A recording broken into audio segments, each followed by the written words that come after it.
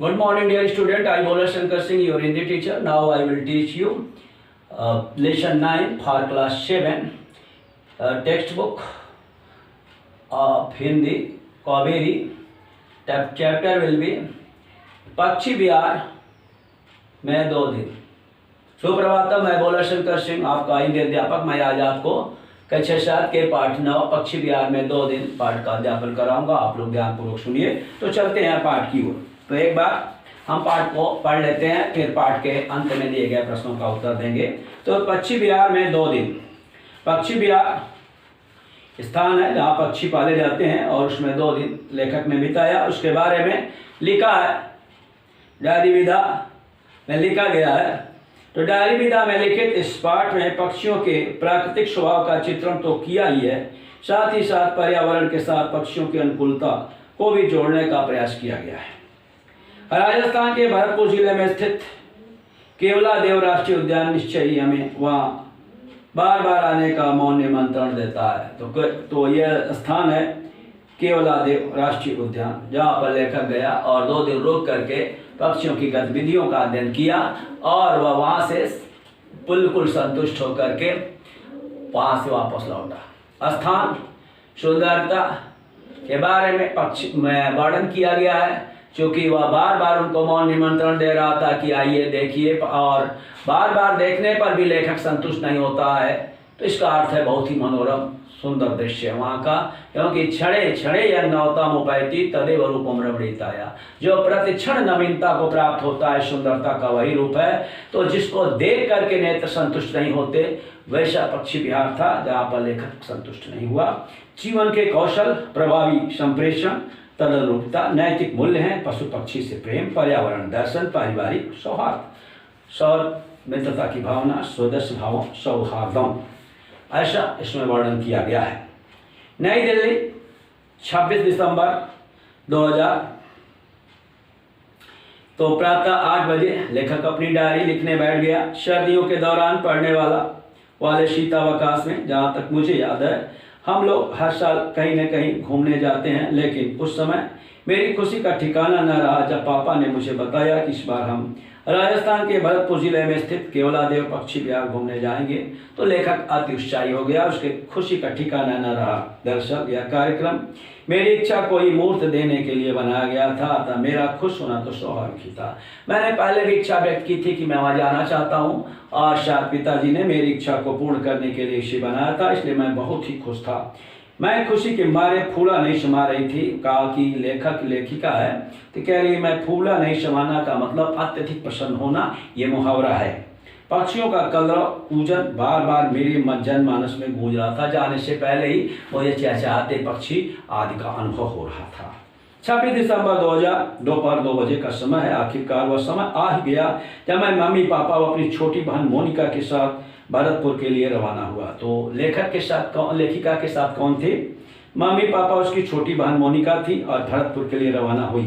तो भरतपुर पक्षी विहार, जिसे अब केवलादेव राष्ट्रीय उद्यान के नाम से जाना जाता है, के बारे में मैंने काफ़ी सुन रखा था। भरतपुर पक्षी विहार बहुत ही प्रसिद्ध स्थान है, जिसका नाम इस समय केवलादेव राष्ट्रीय उद्यान है। सर्दियों के मौसम में साइबेरिया आदि देश से आए रंग बिरंगे अप्रवासी पक्षियों को देखने की प्रबल इच्छा थी। तो हमें यहाँ खींच लाई थी। भरतपुर हम रात में पहुँचे, अतः वहाँ एक विश्राम गृह में रात को विश्राम किया। तो लेकर भरतपुर का पहुँचा रात को, और कहाँ विश्राम किया? विश्राम गृह में।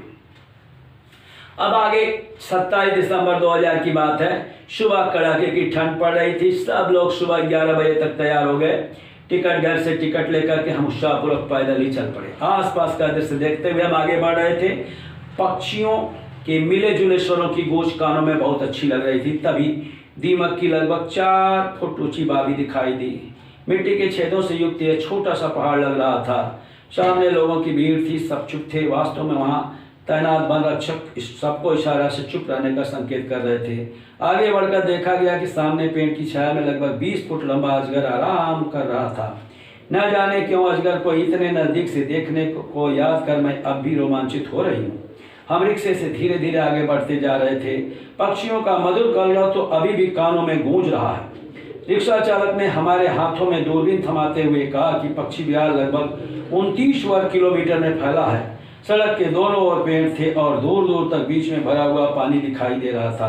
पानी में पीले, सफेद, काले रंग के 3-3 फुट ऊंचे जल पक्षी घूम रहे थे। पेड़ों पर यहाँ वहाँ इनके बड़े बड़े घोंसले दिखाई दे रहे थे। थोड़ी ही दूरी पर जल के किनारे नीलकंठ गौरैया फुदक रही थी। उसका सतरंगी शरीर सूरज के किरणें पड़ने पर चमक रहा था। कमरे की क्लिक सुनते ही वह फुर्र से उड़कर पेड़ पर जा बैठी। कुछ आगे गए तो वहाँ बैगनी सफेद रंग की जल मुर्गियाँ वो झुंड में बैठी थी। कुछ तेज तेज आवाज निकाल रही थी, कुछ लाल चोच झुका करके कीड़े मकोड़े पकड़ रही थी। तभी कुछ दूरी पर भूरे रंग के हिरणों का दल जाता हुआ दिखाई दिया। वे जिस मंथर से चल रहे थे उसे देखकर ऐसा लगा मानो अपनी वास्तविक चाल ही भूल गए हों। गोताखोर चिड़ियों का रंग रूप फुर्ती तो देखते ही बनती थी। ये चिड़िया पेड़ की डाल से फुर्ती से पानी में जाती और पलक झपकते ही उड़कर किसी पेड़ पर जा बैठी। तेजी से कीड़े मछलियां पकड़ने में हासिल इनकी महारत को तो हम बस निहारते ही रह गए। कुछ ही दूरी पर तरह तरह की भूरी सफेद बत्तखें पानी में तैर रही थी। अजीब सी तेज आवाजें निकाल कर ऊपर उड़कर गोल गोल चक्कर काटती हुई धम से पानी में जा गिरती। रिक्शा चालक ने हमें दूरबीन से काफी दूरी पर बैठे भूरे, नीले, बैगनी, पीले रंगों की तरह तरह के पक्षी दिखाए। सारा वन तरह तरह की आवाजों से गूंज रहा था। सभी पक्षी दुनिया की शुद्ध बुझ से परे अपने अपने क्रियाकलापों में व्यस्त थे। हम उन्हें देखने में व्यस्त थे। 4 घंटे में उन पक्षियों ने हमें इतना मोहित कर लिया कि हम उनसे नजर ही नहीं हटा पा रहे थे। समय का कुछ पता ही नहीं चला। पापा ने तरह तरह के पक्षियों की तस्वीरें ली, पक्षियों के रूप रंग को देखा और उनकी सुरीली आवाज सुनकर लगा कि ईश्वर ने धरती को कितनी सुंदर, कितनी अनुपम भेंट देकर सजाया है। इस पक्षी विहार का नाम केवलादेव राष्ट्रीय उद्यान है। आम बोलचाल में लोग इसे भरतपुर पक्षी विहार या केवलादेव घाना पक्षी विहार भी कहते हैं, क्योंकि यहाँ अन्य वन जीवों की अपेक्षा पक्षियों की बहुतायत है। हम यहाँ देखे हुए रंग बिरंगे लक लक बकुले, हवा सिरल कुंजा तथा लाल रुख की बातें देर तक करते रहे। साइबेरिया से आए इन अद्भुत पक्षियों की बोली को अपनी मधुर यादों में संजोए मैं सोच रही थी कि कितना अच्छा होता कि कुछ देर यहाँ और ठहर जाते। रुचि सिंह ने इसे लिखा है, उन्होंने डायरी विधा में इसे लिखा। शीतावकाश, विंटर वेकेशन, ये शब्दार्थ सर्दियों में पड़ने वाली छुट्टियां प्राय दिसंबर के अंतिम सप्ताह में होती हैं। दरअसल एक्चुअली वास्तव में अप्रवासी माइग्रेटरी विदेशों से आने वाले प्रबल, स्ट्रॉन्ग, बहुत तेज, मंथर, स्लो, धीमी और क्रियाकलाप एक्टिविटी, काम, अनुपम, इनकम्परेबल, जिसकी उपमा न दी जा सके। तो ये पाठ आपका यहाँ पे समाप्त होता है। अब हम चलते हैं अभ्यास प्रश्नों की ओर। अभ्यास और पाठ की समझ। पहला पाठ की समझ में श्रुत लेख है। श्रुत लेख ये लगभग सब पाठ में प्रारंभ में है, तो सुन करके उसे लिखना है। तो डिक्टेट कर रहे हैं। पहला है कार्यक्रम। स्वाभाविक, अप्रवासी, रोमांचित, हवा, सिराल। तो ये रहे आपके श्रुतलेख। मौखिक प्रश्नों की ओर चलते हैं। दूसरा, नीचे दिए गए प्रश्नों के उत्तर दीजिए।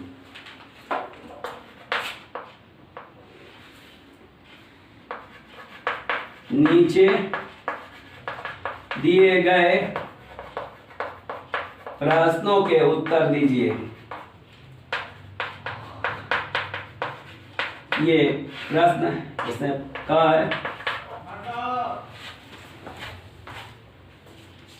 अप्रवासी पक्षी किन्हें कहते हैं?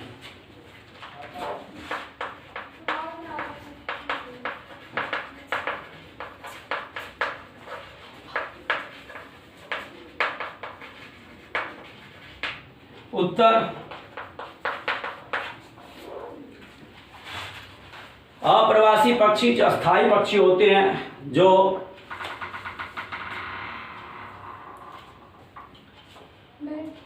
एक स्थान से विदेशों से आने वाले अप्रवासी पक्षी जो प्रवास नहीं करते, वे एक स्थान से दूसरे स्थान अर्थात विदेशों से आने वाले पक्षी को अप्रवासी पक्षी कहते हैं। एक स्थान से दूसरे स्थान पर जाने वाले या विदेशों से आने वाले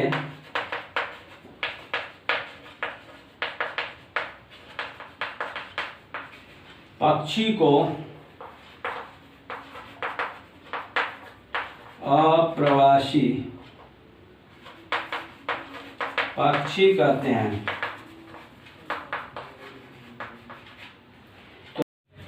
प्रश्न नंबर 2 है, ख है, भरतपुर में किस मौसम में कौन कौन से देश से पक्षी आते हैं?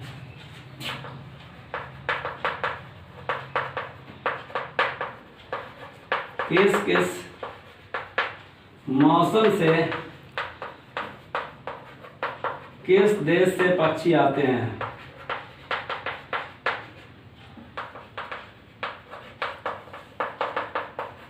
ये प्रश्न है। उत्तर, जाड़े में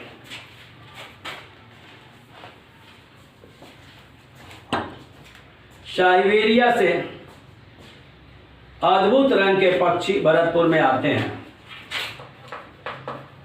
जाड़े में साइबेरिया से अद्भुत रंग के पक्षी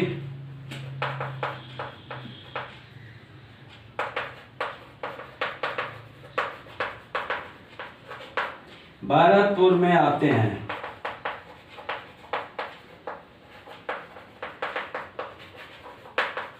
साइबेरियन पक्षी जिन्हें कहा जाता है,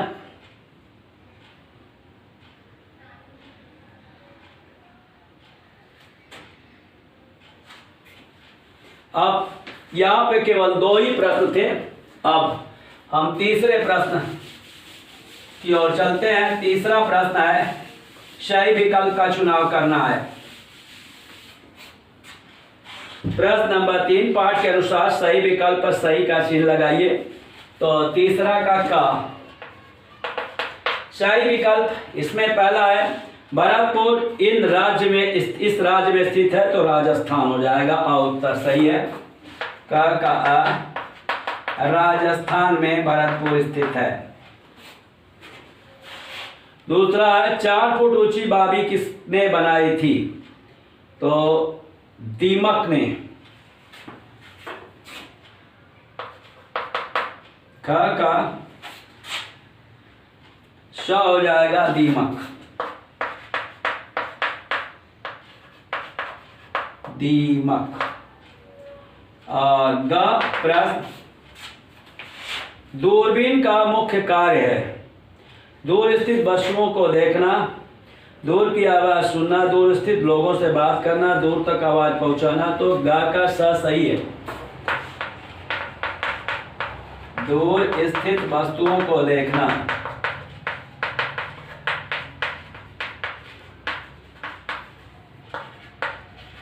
दूर स्थित वस्तुओं को देखना। गा।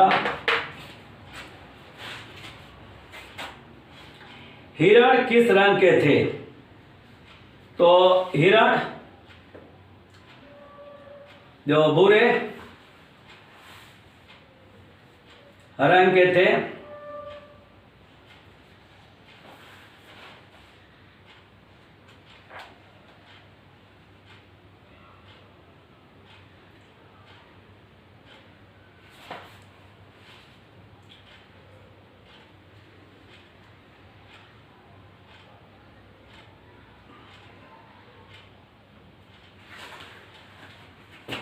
तो इसमें सही है भूरे। भूरे भूरे काले रंग के हिरण थे। आगे है, ग तक ही प्रश्न है। अब लिखित प्रश्न यहां से प्रारंभ हो जाता है। लिखित प्रश्न, उचित विकल्प चुनकर रिक्त स्थान भरिए। सतरंगी, महारत, अनुपम, मंथर और दीन दुनिया। तो पहला का क है, चौथा का क। तेजी से कीड़े और मकड़ियां पकड़ने में हासिल चिड़ियों की को तो हम निहारते ही रह गए। तेजी से कीड़े और मकड़ियां पकड़ने में हासिल महारत, चिड़ियों की महारत यहाँ पे पहले में भरा जाएगा, क में महारत। चौथे के क में महारत, महारत दक्षता, एडेप्ट, स्किलफुल। भूरे रंग के हिरणों का दल गति से चल रहा था, तो मंथर, ख में हो जाएगा मंथर। ख, चौथा का ख, यहाँ मंथर मतलब बहुत ही धीमी गति से चल रहा था। ग, गौरैये का शरीर सूरज की किरण पड़ने पर चमक रहा था। शतरंगी,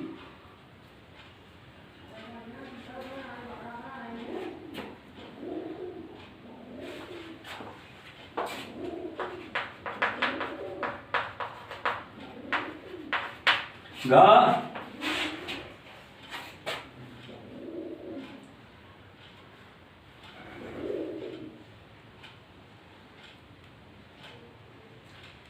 सभी पक्षी की सुध बुध से परे। दीन दुनिया, दीन इसमें बड़ा ही है, दिन दुनिया नहीं, दीन दुनिया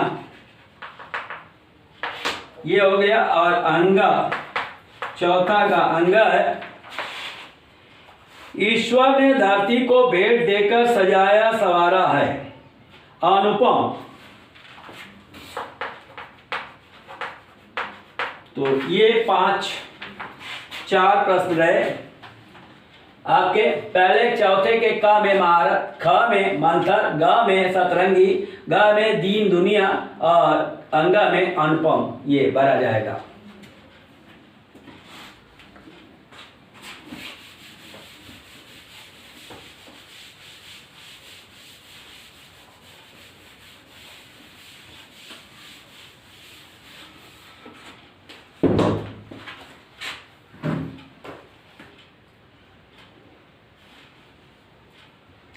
निम्नलिखित गद्यांश के आधार पर पूछे गए प्रश्नों के उत्तर लिखिए। हम रिक्शे से धीरे धीरे आगे बढ़ते जा रहे थे और पक्षियों का मधुर कलरव तो अभी भी कानों में गूंज रहा है। रिक्शा चालक ने हमारे हाथों में दूरबीन थमाते हुए कहा कि पक्षी विहार लगभग 29 वर्ग किलोमीटर क्षेत्र में फैला है। सड़क के दोनों ओर पेड़ थे और दूर दूर तक बीच बीच में भरा हुआ पानी दिखाई दे रहा था। पानी में पीले, सफेद, काले 3-3 फुट के ऊंचे जल पक्षी घूम रहे थे। पेड़ों पर यहाँ वहाँ इनके बड़े बड़े घोंसले दिखाई दे रहे थे। थोड़ी ही दूरी पर जल के किनारे नीलकंठ गौरैया फुदक रही थी। उसका सतरंगी शरीर सूरज की किरण पड़ने से चमक रहा था। कैमरे की क्लिक सुनते ही वह फौरन से उड़कर पेड़ पर जा बैठी।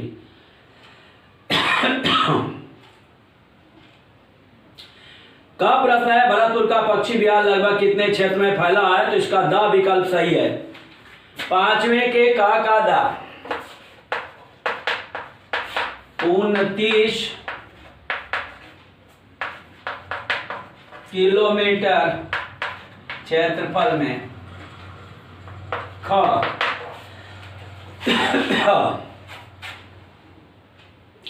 लेखिका और उसके साथी कैसे आगे बढ़ रहे थे? रिक्शा से।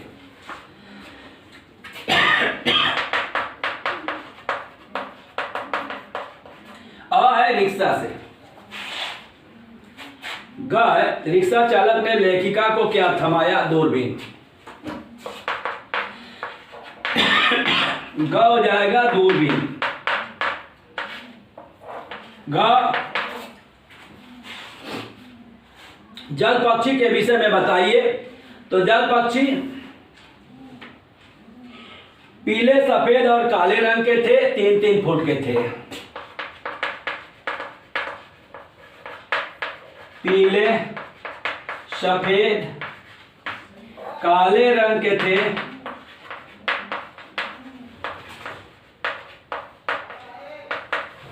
और 3-3 फुट के थे।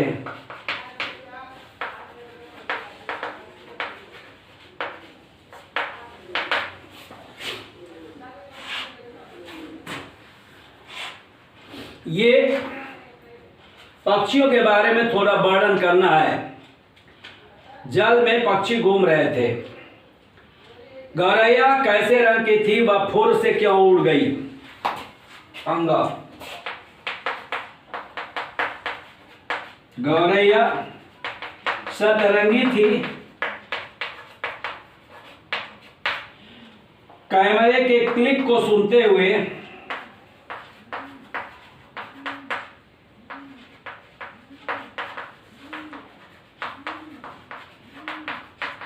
ही वह फुर्र से उड़ गई।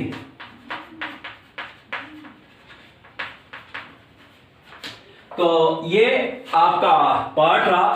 तो आज का पाठ यहां पर समाप्त होता है और शेष प्रश्नों का उत्तर छठा से लेकर के हम आगे प्रश्नों का उत्तर अगले दिन बताएंगे। तो आप आज यहीं पे इन प्रश्नों का उत्तर अपनी कॉपी उत्तर पुस्तिका में लिखेंगे। तो आज का प्रश्न